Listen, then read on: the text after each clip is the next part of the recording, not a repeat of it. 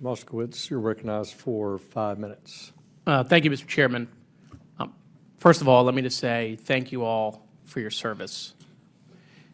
As a representative of the American government, I think Democrats and Republicans who made these decisions together owe you not just a debt of gratitude, but an apology.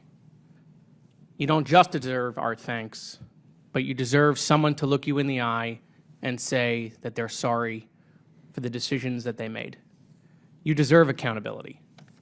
This was a clear American failure.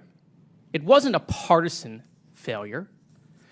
And it's funny, I didn't hear one of the witnesses assign any political blame, because we all know that the venom of politics are not going to get you the answers that you need.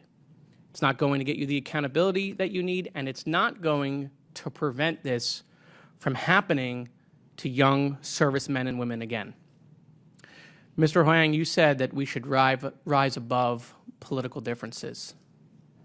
I'm afraid we may not be capable of doing that any longer. I hope as we investigate this issue further, I hope, Mr. Chairman, that we are able to do that.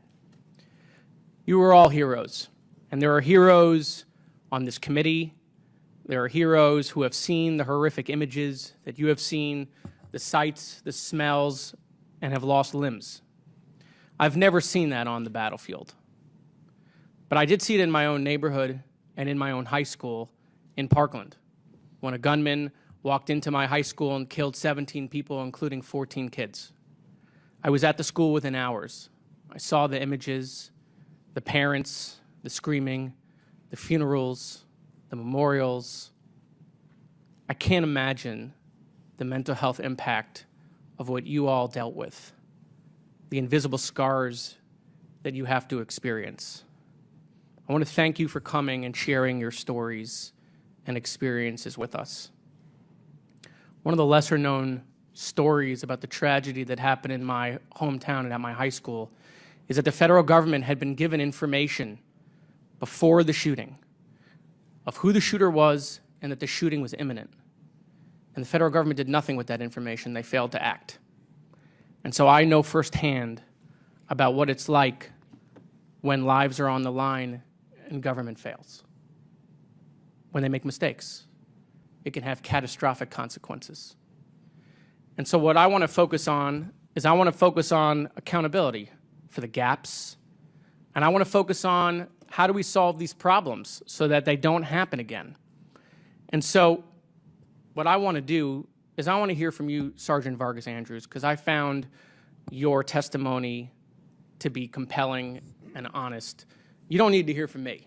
I want to hear from you. I think the American people deserve to hear from you. So I'm going to yield you the balance of my time so that you can talk about whatever else you want to talk about that you think we should know and how we could prevent something like this from happening again.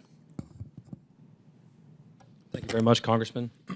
What I'll start with is that another member of the committee made the comment that there should be more oversight on the State Department, ensuring that they're prepared, and in the future that that those actions by the State Department, those in charge of them, are more proactive than reactive. Obviously, changes now will be due to situations like this that have occurred,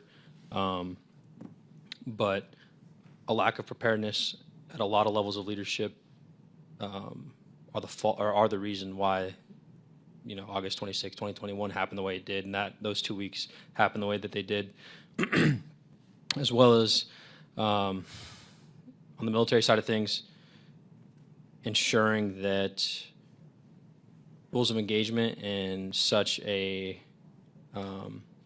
high tension environment. You know, it's not like we were just getting sent on patrols to go into villages and things like that. We were Marines, infantrymen, forced to do a humanitarian aid mission gone wrong. And, you know, I won't say wrong. A lot of lives were saved, but in a lot of ways there are many issues that arose with it. And any way that any way that the committee can help to enforce that between the State Department and the military. Back to you. Gentleman yields back.